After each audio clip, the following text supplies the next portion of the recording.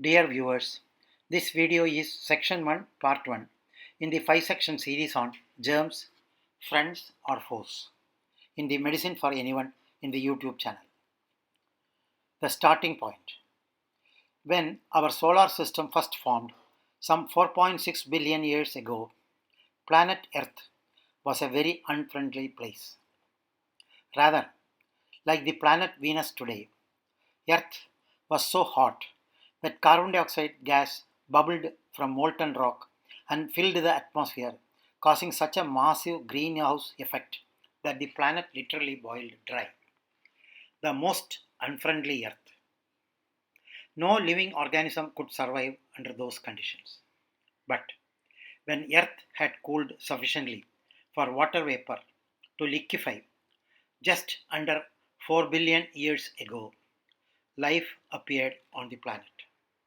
This was not life as we know it today, but molecules that could replicate to produce daughter molecules with inherited characteristics. Darwinian evolution was set in motion, and eventually microscopic single-celled organisms evolved. Dear listeners, by the way, this educational video is made possible by Prescribon, the makers of e-prescription software for digital prescriptions available freely for doctors on the website www.prescribon.com. Doctors who are interested in this e-prescription can freely avail of its vast collection of more than 100,000 e-prescriptions. Early life forms. These early life forms had to withstand Earth's highly volatile atmosphere with toxic gases spewing from erupting volcanoes, dramatic electrical storms, and the sun's unscreened ultraviolet rays, all promoting uncontrolled electrochemical and photochemical reactions. Extremophiles. The microbes around at this time probably resembled today's extremophiles, so called because they thrive in all the particularly hostile corners of the globe. Extremophiles inhabit acid lakes, hypersaline salt marshes, and the superheated water issuing from hot vents at the bottom of the deepest ocean trenches, where they survive temperatures up to 115 degrees centigrade and 250 atmospheres of pressure. They lie buried 4 kilometers deep in the polar ice caps and lurk in rocks up to 10 kilometers below ground. Indeed, it is possible that life began with microbes in rocks deep underground, where the heat is intense and there is an ample supply of water and chemicals to get the whole process started. Extremophiles often congregate in coral-like structures called stromatolites, also known as microbial mats, because from the outside they look like doormats, flat, brown, and hairy. These are home to thriving communities of interdependent microbes, each utilizing another's waste to produce energy in a self-sustaining food chain or micro ecosystem.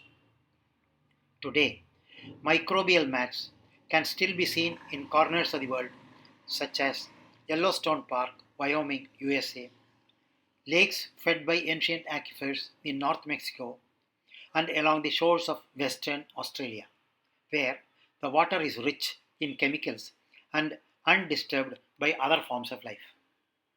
Ancient layered rock structures found in these places are thought to represent the fossilized remains of stromatolites that dominated aquatic ecosystems in the Archean eon, that is 2.5 billion to 4 billion years ago. For around 3 billion years, bacteria had Earth all to themselves and they diversified to occupy every possible niche. At this stage, there was no oxygen in the atmosphere, so they evolved in many different ways of unlocking the energy bound up in rocks, utilizing chemical compounds of sulfur, nitrogen, and iron. The arrival of cyanobacteria. Then, around 2.7 billion years ago, a group of innovative microbes called the cyanobacteria previously called blue-green algae, learned the trick of photosynthesis using sunlight to convert carbon dioxide and water into energy-rich carbohydrates. As a result, oxygen, a waste product of this reaction, slowly accumulated in Earth's atmosphere. At first, oxygen was poisonous to early life forms, but then other ingenious bacteria discovered that it could also be used to generate energy. These new energy sources were rich enough to support more complex life forms, but the emergence of multicellular organisms had to await the evolution of eukaryotic cells. Bacteria are prokaryotes. Bacteria are prokaryotes, meaning that their cells are smaller than those of all higher organisms, that is, eukaryotes, and have a simpler structure lacking a well defined nucleus. Cyanobacteria take up residence in other small life forms. But around 2 billion years ago, a group of free living photosynthetic cyanobacteria took up residence inside other primitive single celled organisms to form the energy generating chloroplast of the first plant cells. And alpha proteobacteria take residence in other microbes. And in a similarly extraordinary maneuver, oxygen utilizing microbes called alpha proteobacteria became incorporated into other microbes as mitochondria, the powerhouse of animal cells. So, eukaryotes, both plant and animal, emerge. Finally, a mere 600 million years ago, the stage was set for the evolution of multicellular organisms made up of eukaryotic cells and eventually the emergence of the plants and animals as we know today.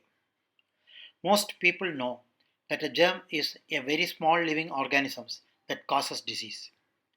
Germs are microbes, namely that part of the living world that can usually be seen only under a microscope, if at all. The first microbe was only discovered some 130 years ago, and since then we have tried many ingenious ways to stop them from invading our bodies and causing disease.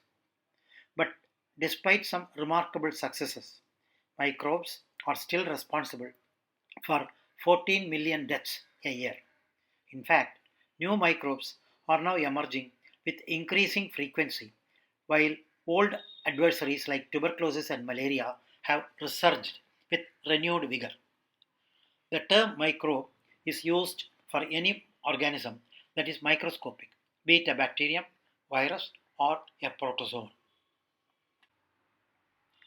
This picture shows the relative sizes of organisms from atoms to human heart. The dimension of sizes seen by human eye and the microscopes are shown on the left. See the figure earlier shown, that is the relative size of organisms and their component parts. Fungi are also included since although their vegetative growth is often visible to the naked eye, the spores that spread them from one host to another are microscopic. None of these tiny life forms have brains.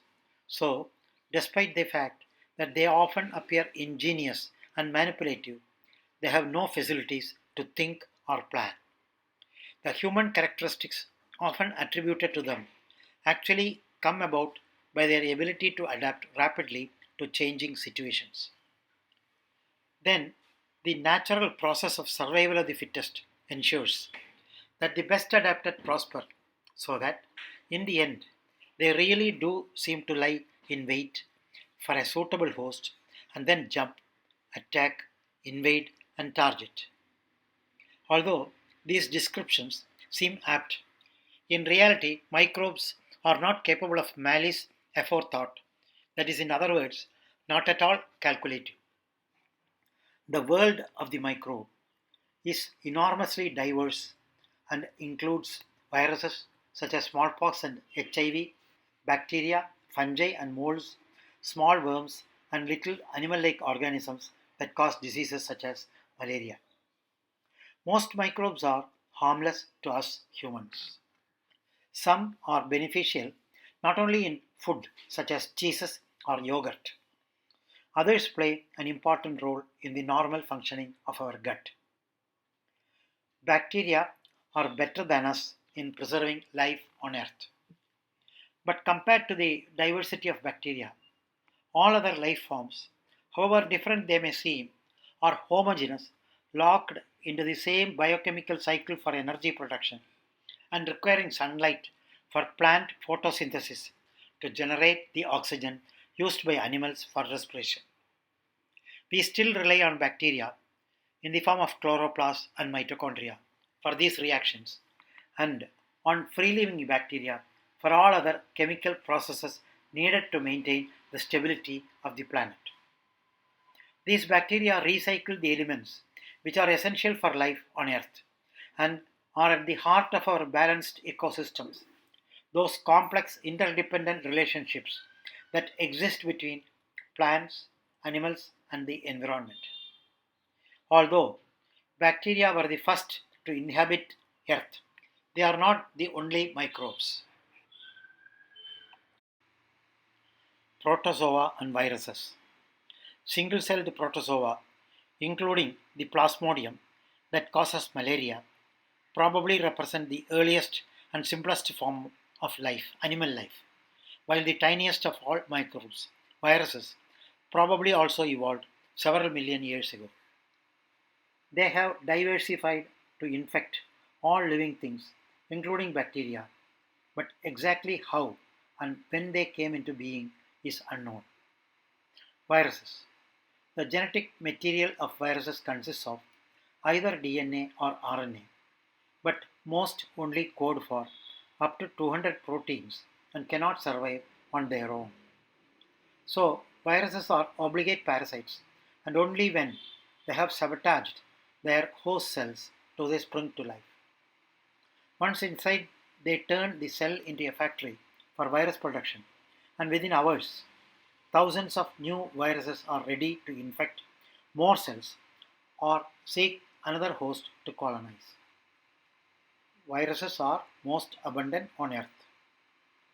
Perhaps because they are so small, nowadays microbes seem to be overshadowed by larger forms of life, but they are still by far the most abundant on the planet, constituting some 25 times the total biomass of all animal life.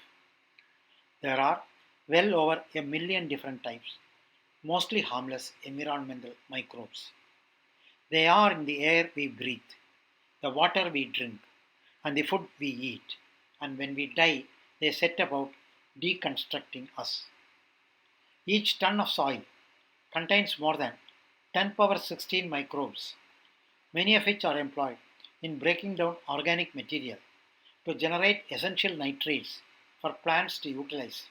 Every year, nitrogen fixing bacteria recycle 140 million tons of atmospheric nitrogen back into the soil.